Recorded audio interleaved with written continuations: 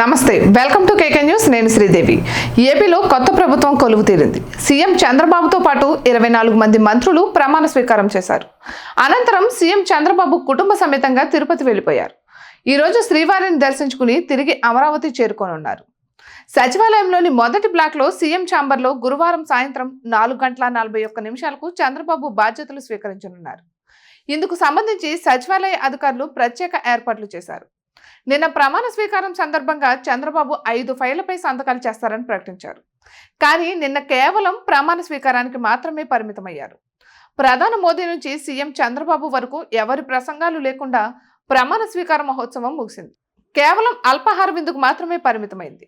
అయితే సీఎంగా చంద్రబాబు బాధ్యతల స్వీకరణ అనంతరం 5 ఫైళ్లపై ఆయన సంతకం చేయనున్నారు.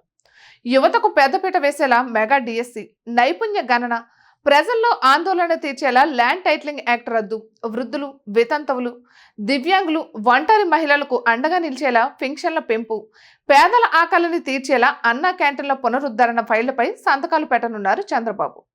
ఇక టీడీపీ అధికారంలోకి వస్తే మెగా డిఎస్సి ప్రకటిస్తానని ప్రతిపక్ష నేతగా ఉన్న చంద్రబాబు హామీ ఇచ్చారు.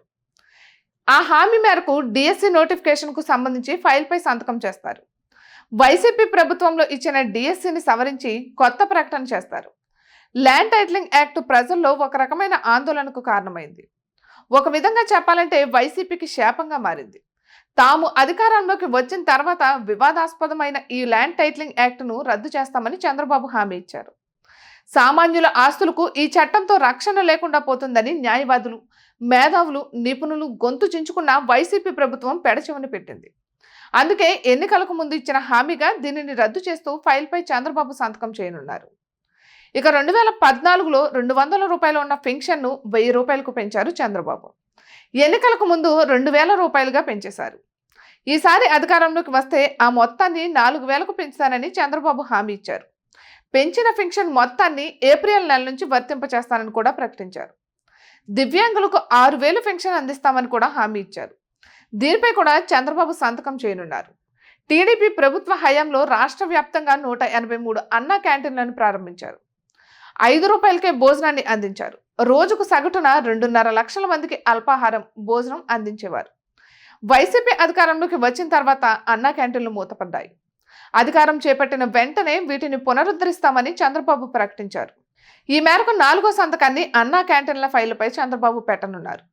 యువతలో నైపుణ్యాభివృద్ధి పెంచేందుకు సంబంధించిన ఫైల్పై కూడా చంద్రబాబు సంతకం చేస్తారు. యువత ఉన్నత విద్యను అభ్యసించిన దానికి తగ్గట్టు ఉద్యోగాలు రాకపోవడానికి ప్రధాన కారణం తగిన నైపుణ్యం లేకపోవడమే. అందుకే యువతలో నైపుణ్యాభివృద్ధికి చంద్రబాబు హామీ ఇచ్చారు. ఆ హామీ మేరకు నైపుణ్య కేంద్రాల ఏర్పాటుకు సంబంధించిన ఫైల్పై చంద్రబాబు సంతకం చేస్తారు.